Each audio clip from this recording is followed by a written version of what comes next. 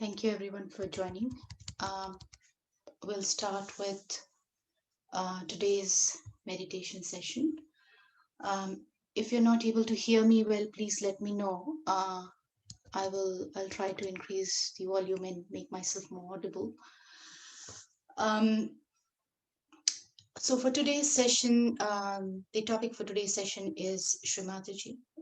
What we will do is we'll start with a brief balancing and meditation session, and then we'll play a short video on Shri Mataji, the way her life was, her initial years, and the way Sahaj Yoga came into being. So just like a very brief, walkthrough of Shri Mataji's life and her work. And after that, we will again go into meditation. It'll be silent meditation. We'll try to be in thoughtless awareness and be silent for some moments. And then at the end, we will we'll open up the forum for anyone who has any questions. You can type in your questions or feedback, comments in the chat section. Before we start, if I can ask anyone who is coming for the first time, can you please mention your name in the chat window, so that we have a separate breakout room for new people, so we can kind of have that room and realization sessions.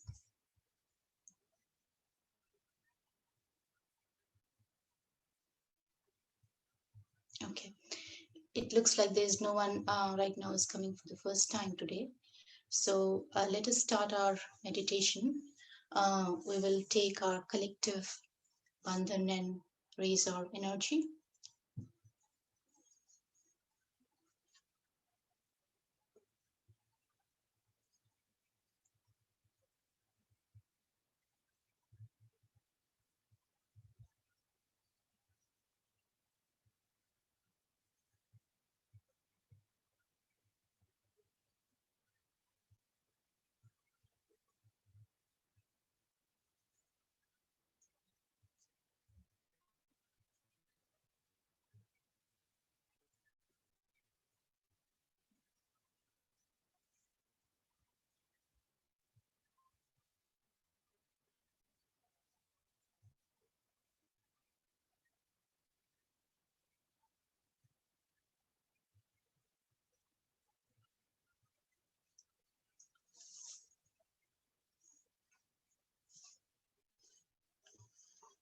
So we will open our palms and keep it on our lap, gently closing our eyes. For a few moments, we'll try to internalize and just take away ourselves from all the activities of the day.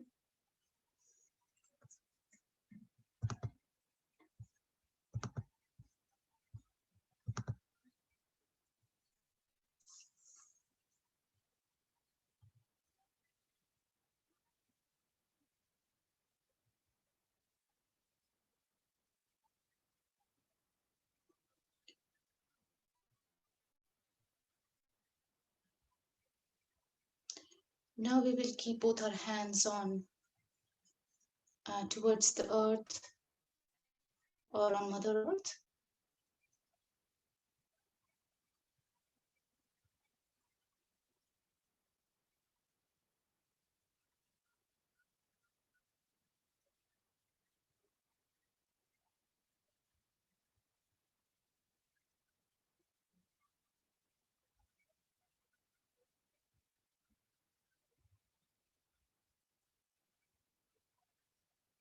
And slowly try to take our attention from the base of the spine towards the top of the head.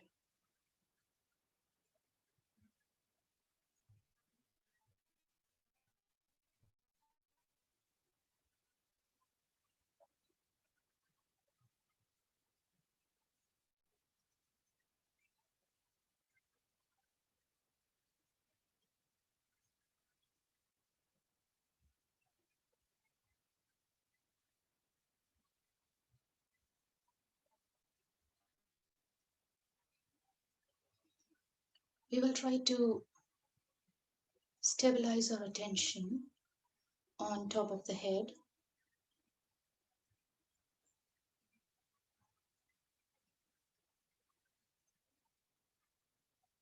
and slowly we'll take our left hand on the lap and right hand will be on the earth.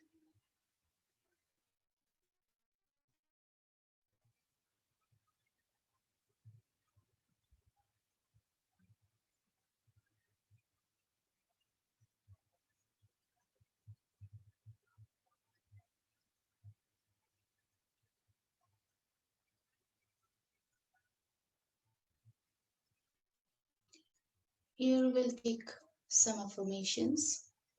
We will just say, I forgive all my thoughts, all my actions of the past.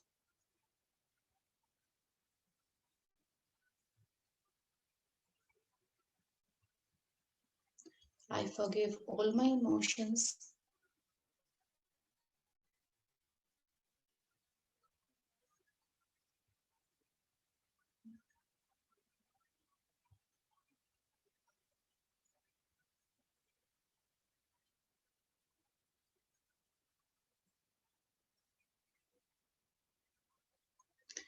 We do this to balance our left channel. The left channel is the channel of emotions of the past. So we take out everything that is coming from the past by forgiving those actions and thoughts.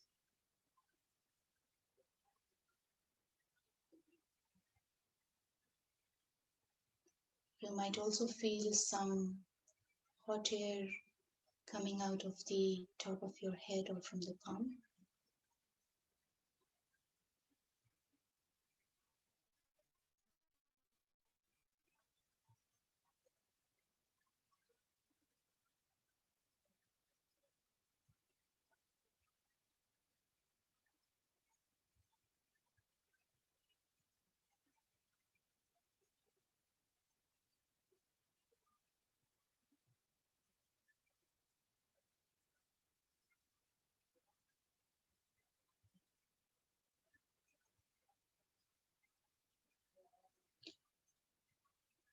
Now slowly we will take our right hand on the lap and left hand will point towards sky.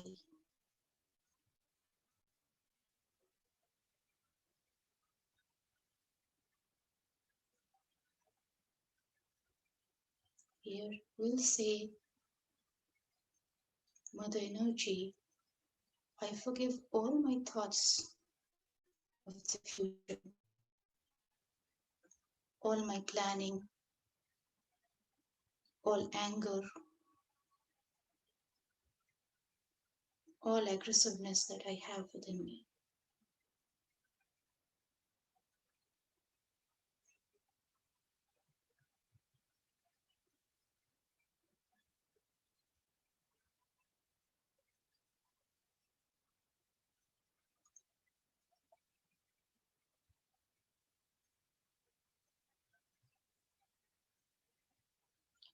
I am not the doer. I don't do anything.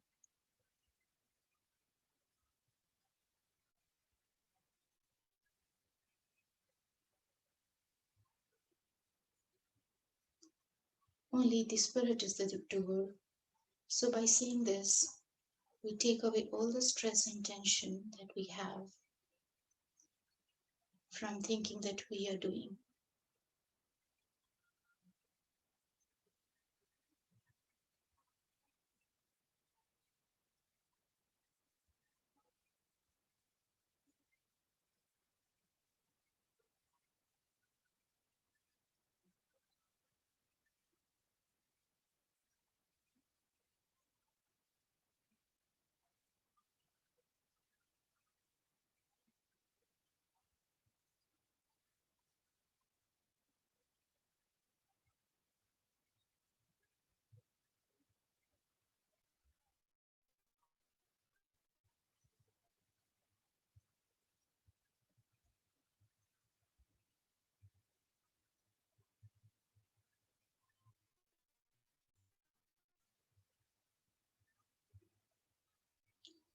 Now we'll slowly bring the hand down,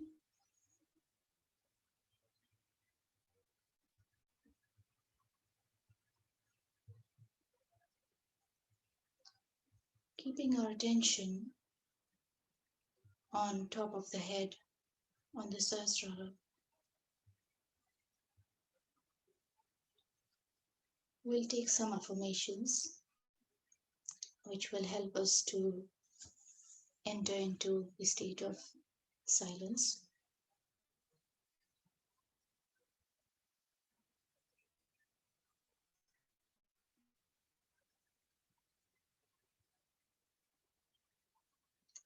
So first we will place our right hand on the left hand side, the lower abdomen.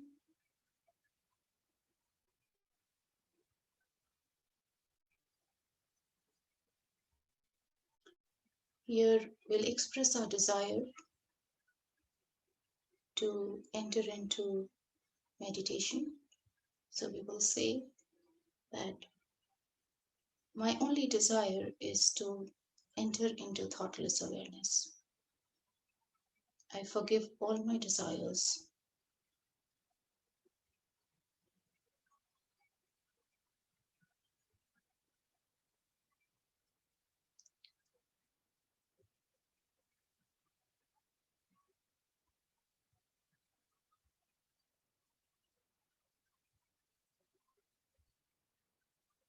I forgive all my other desires and have only one desire, to be in thoughtless awareness.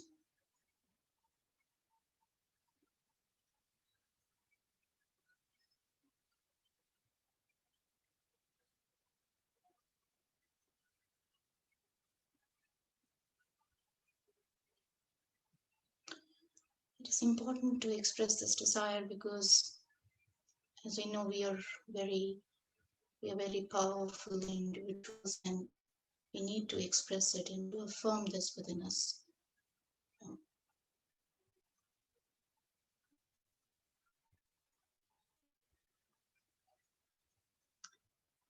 Now we'll slowly raise this hand and keep it on the left heart.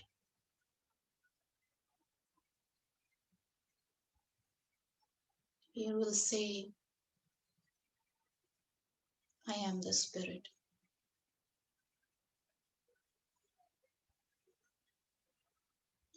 I am not this body, this mind, the intellect,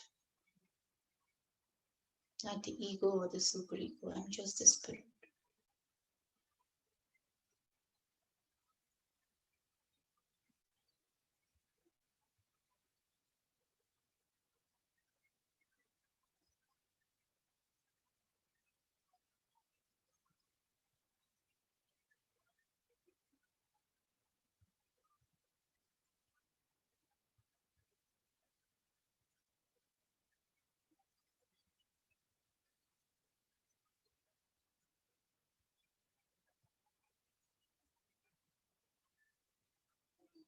By saying this, we move ourselves away from all the other things that we are not. So it's necessary or important that we say this and with confidence.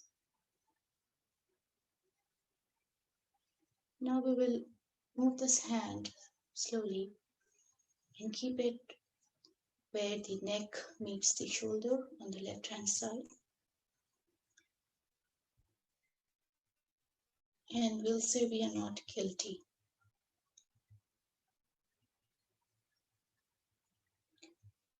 Whatever we might have done in the past, we forgive that.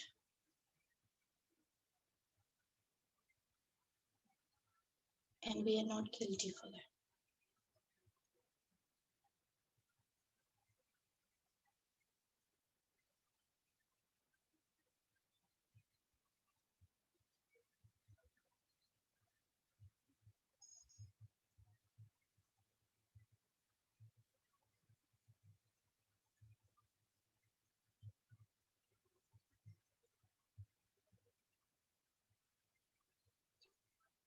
Slowly we'll take this hand on the forehead, Tilt the forehead a little bit towards bottom, and with full confidence, we can say that I forgive everyone, including myself.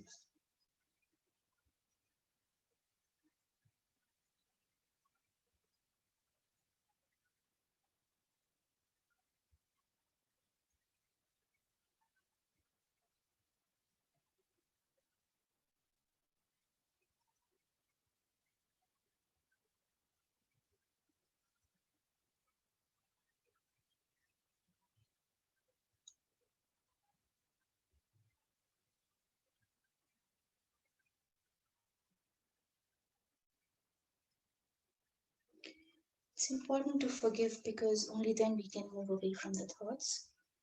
So, with full conviction, we will say that we have the power of forgiveness. So, I forgive.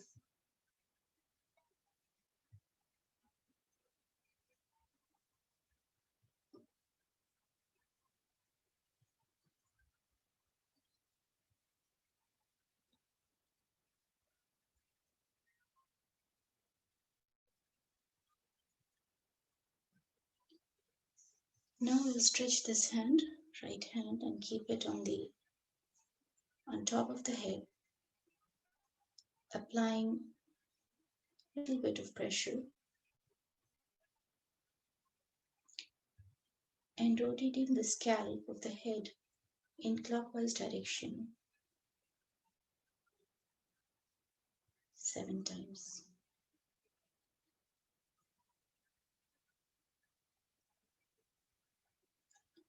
Here we will again express the same desire. Mother energy, please take me into the state of self-realization and thoughtless awareness.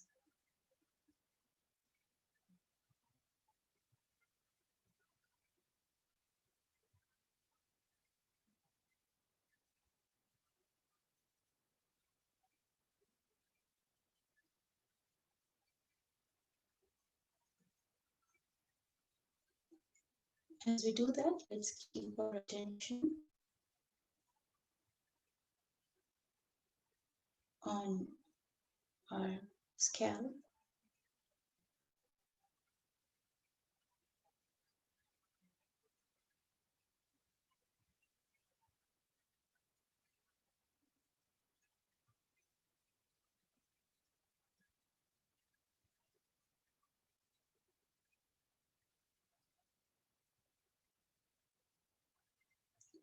Now slowly we'll bring this hand down, leaving the attention there.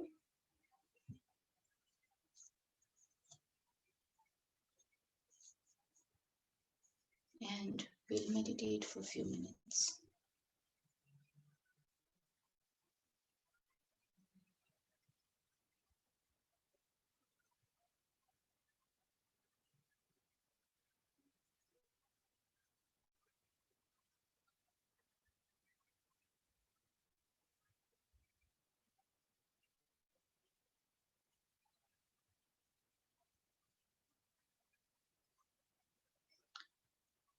If you still have some thoughts, you can say, I forgive, or not this thought. So the thought would go away.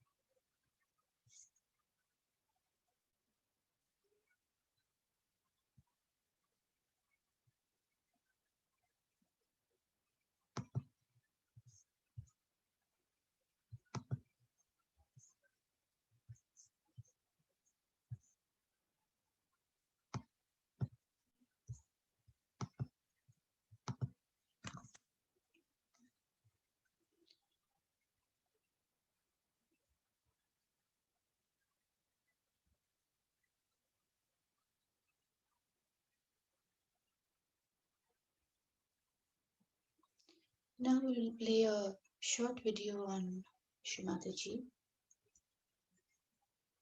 We will still keep our attention on top of the head and try to be in the same state as we see this video.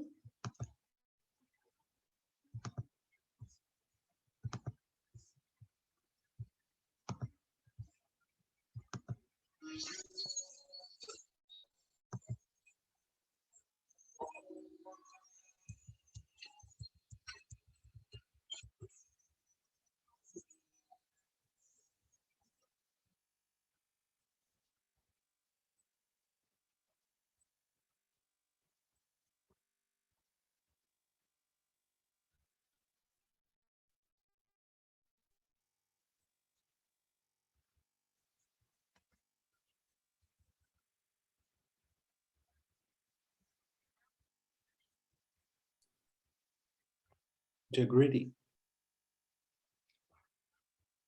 I think we can, there's no sound in the video. Yeah. I'll start again.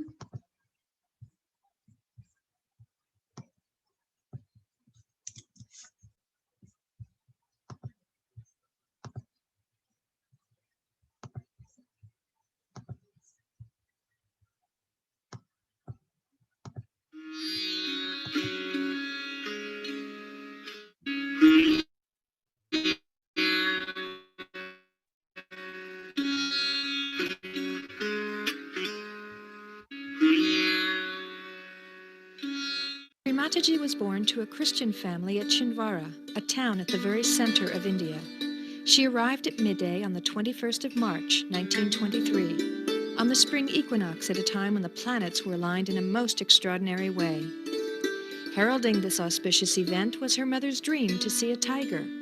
In the jungle, the wild animal appeared before her in all its splendor. She was overcome with joy and knew at that moment that there was something very special about her child. Born with the knowledge that she had a divine gift, Shri Mataji felt the need to share her understanding of God with humanity from her very childhood. Her parents knew why she was on the earth, and her father, who was a very learned man, helped her to understand about human beings.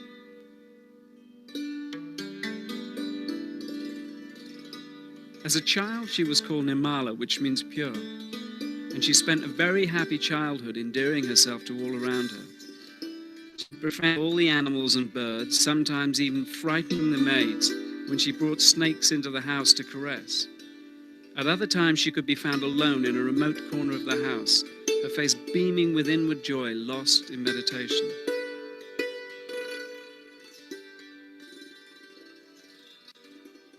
Even at an early age, she was searching for a way to share this joy with those around her. She loved everything that was genuine and natural, walking each day to school in her bare feet in order to feel the earth. Her father laughing told a new driver, "It is easy to recognize my daughter. She is the girl who carries her shoes in her hands." During vacations and holidays, Nirmala accompanied her family to Gandhi's ashram. He enjoyed her immensely, affectionately calling her Nepali because of her beautiful features. Shri Mataji later explained her relationship with the Mahatma. Now, Gandhiji was very strict. The way he used to make everyone get up at 4 in the morning, have your bath, come for puja. But his quality was that what he said, he practiced. There was no hypocrisy about it.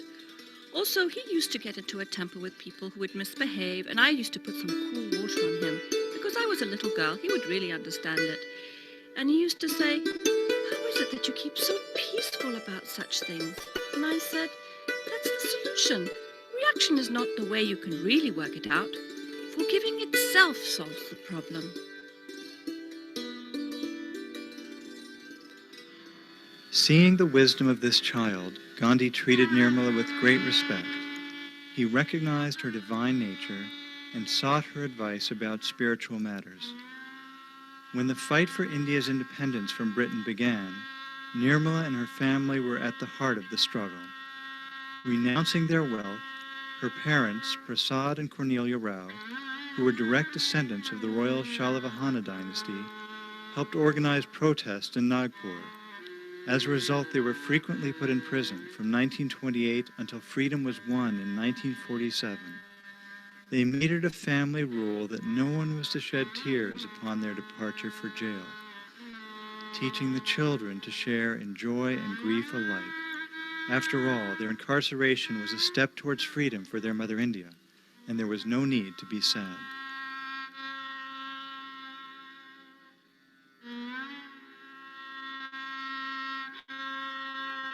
Growing up in the independence movement, Shri Mataji took an active role as a youth leader, spearheading the student struggle in Lahore while attending medical school. To this day, she is an outspoken advocate for political freedom, declaring that people cannot grow spiritually until they are free politically. I had such a good childhood with my parents. They taught us how to be sacrificing.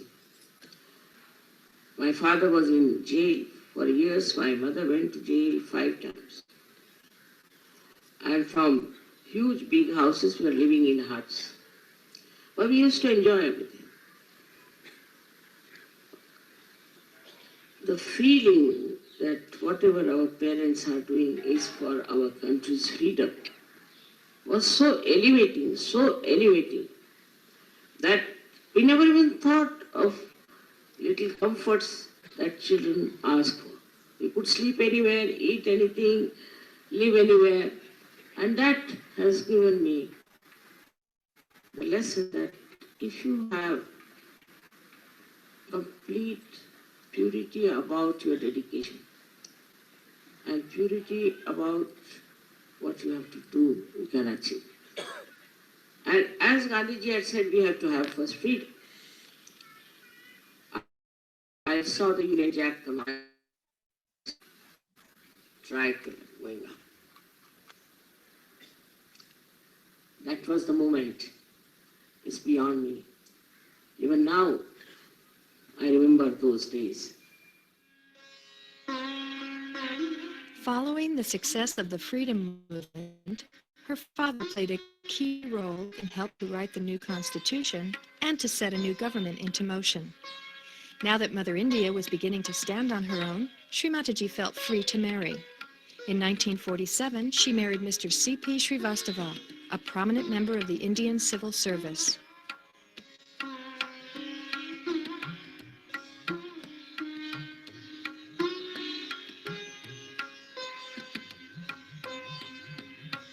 They were blessed with 2 daughters, Kalpana and Sadhana, and success in his political career. He was appointed personal secretary to one of the most famous and beloved prime ministers in Indian history, Lal Bahadur Shastri. Following Shastri's tragic death, Mr. Srivastava began his United Nations career, culminating in 16 years as Secretary General of the United Nations International Maritime Organization and a knighthood by the Queen of England.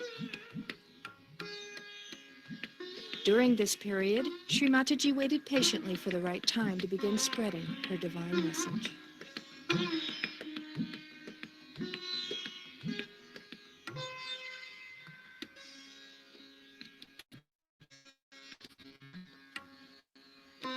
After raising her children to adulthood and seeing them happily married, Shri Mataji had fulfilled her responsibilities as a mother and a householder, and was prepared to embark upon her true life's work, the emancipation of humanity. Having been invited to the ashram of a prominent local guru in 1970, she was shocked to see him looting people in the name of spirituality.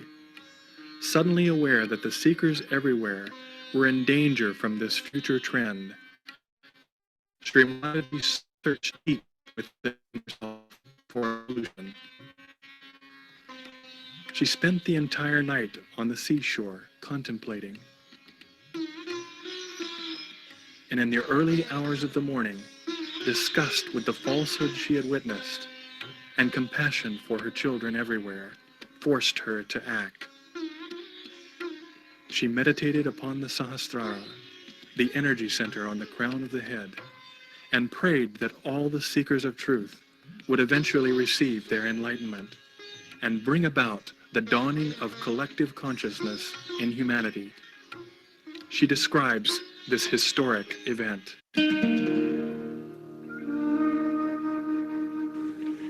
As soon as Sahasrara was open, the whole atmosphere was filled with tremendous Chaitanya. And there was tremendous light in the sky. And the whole thing came on this earth as if a torrential rain or a waterfall with such a tremendous force as if I was unaware and got stupefied. The happening was so unexpected and so tremendous that I was stunned and I became completely silent at its grandeur. I saw the primordial Kundalini rising like a big furnace. And the furnace was very silent but burning appearance it had.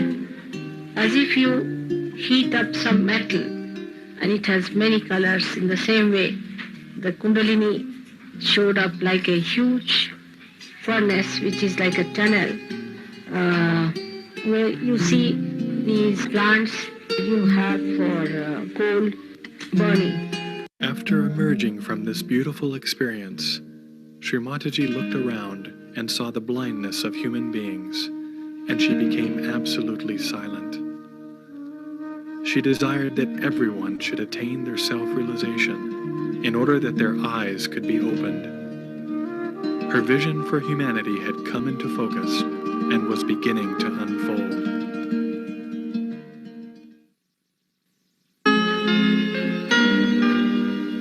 Following this, Shri Mataji began teaching a small group of seekers how to meditate. She stood behind each individual and raised the Kundalini by placing her hands on the various energy centers along the spine. This was a natural process which awakened their residual power of pure desire. She awakened this power called Kundalini, which lay dormant in the sacrum bone at the base of the spine, coiled in 3.5 coils. When awakened, it rose up the spinal cord, connecting and enlightening the energy centers. As it pierced the fontanelle bone area at the top of the head, they were connected with the divine.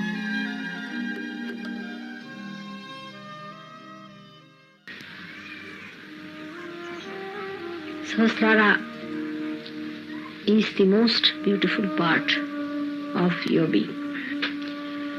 It is a big lotus with 1,000 petals of different colors, appearing like inflated flames.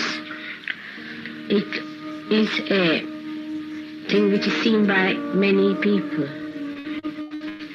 But to see it pour that torrential rain was like these flames becoming a fountain of colors and of fragrance.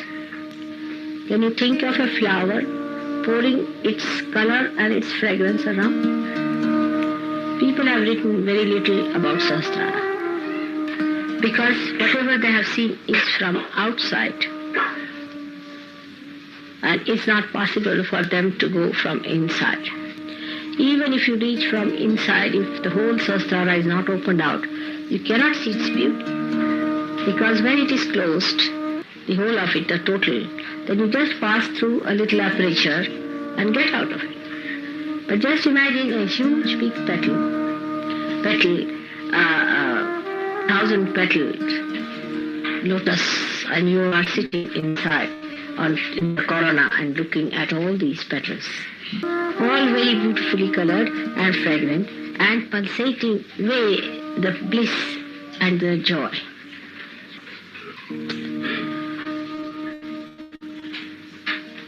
To remain on that position is the ideal situation. But then, after the silence, you are filled with tremendous compassion and law. And you are drawn out to people who haven't yet known what is having eyes. And thus you try to put your attention to the Sahasrara of millions of people. And then you start seeing the problems that exist in the Sahasrara. And even if you desire to open the Sahasrara, it is a very difficult thing. Because the channelizing from the divine to human beings has to be through human beings.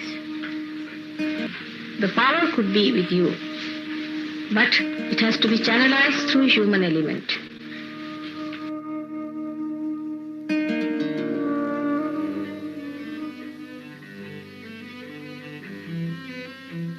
Shri Mataji's efforts to reach the Western seekers intensified in 1974.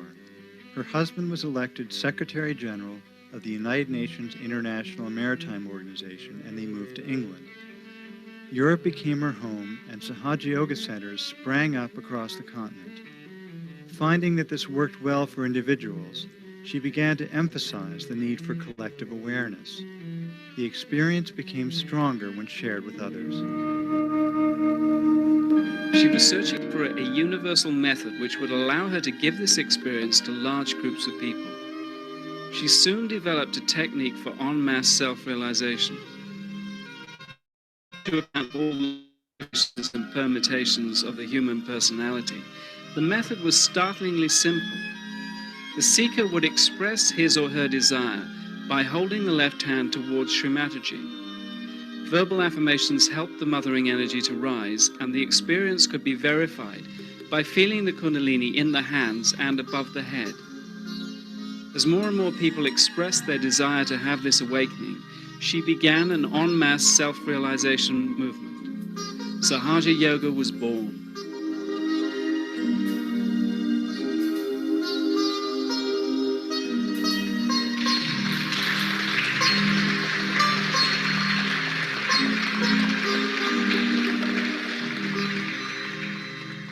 It is only the Sahasrara has to grow, not the spirit.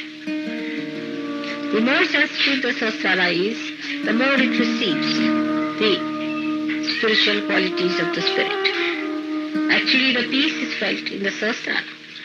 The bliss is also felt in the Sahasrara, because that is the brain, and the brain is the epitome of our nervous system, central nervous system, or consciousness itself. So only merely by opening Sahasrara, the work is not done. We have to have more and more channels who will act on these nadis with their different powers, and who can work it out in a proper systematic manner.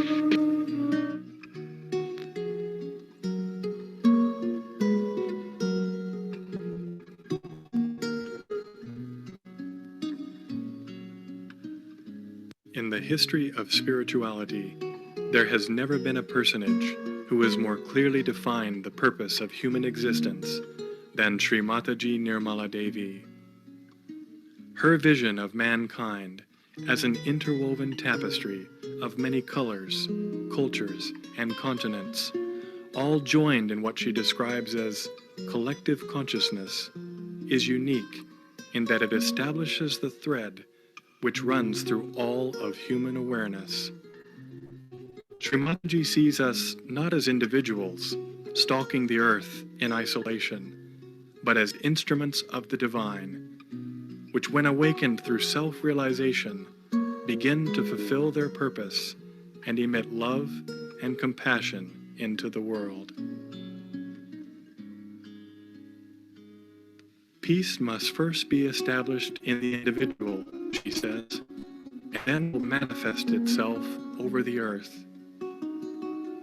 When this occurs, human beings will know themselves to be part and parcel of each other and carry the light of the Spirit in their eyes. This light will comfort and soothe others and bring about the emergence of the culture of the Spirit on earth. we will come to look upon this world in which we live as a living and breathing entity which both sustains and enriches us, and cease to exploit and destroy its bounty. All things will reach a balance because we will have realized the innate balance within ourselves through our connection to the Spirit. The complete transformation of both the inner and outer expressions of humanity are just within our grasp. We need only look within our own being to find the roots of all eternity. As each of us do this, we lay the foundation for the coming age and the great awakening which will forever alter our future course. This is the vision of Shri Mataji Nirmala Devi, a living saint for modern times.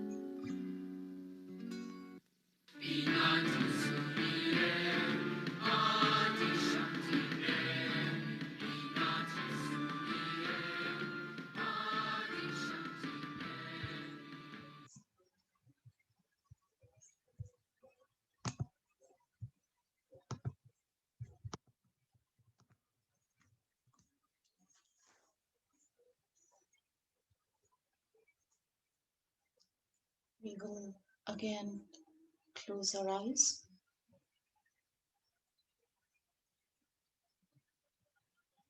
and take our attention towards the Sahasrara and try to feel the peace and the silence within us.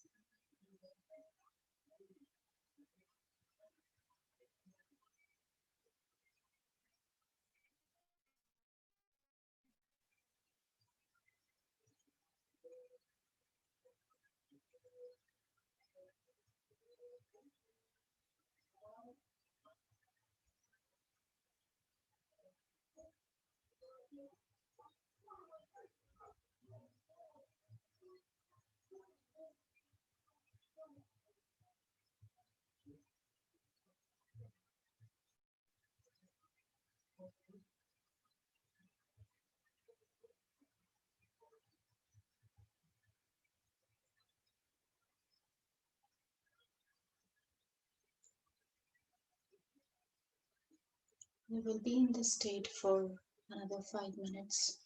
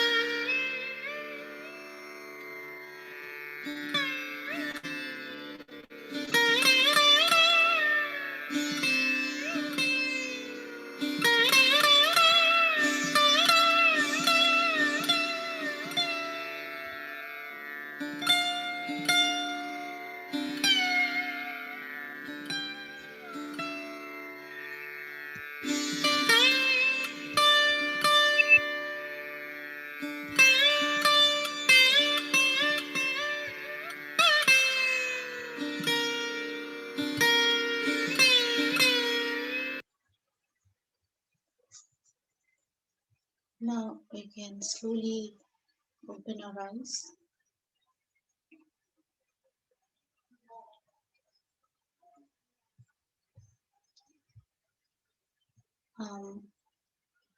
If you would like to share something, or if you were not able to completely enter into thoughtless awareness, please do let us know.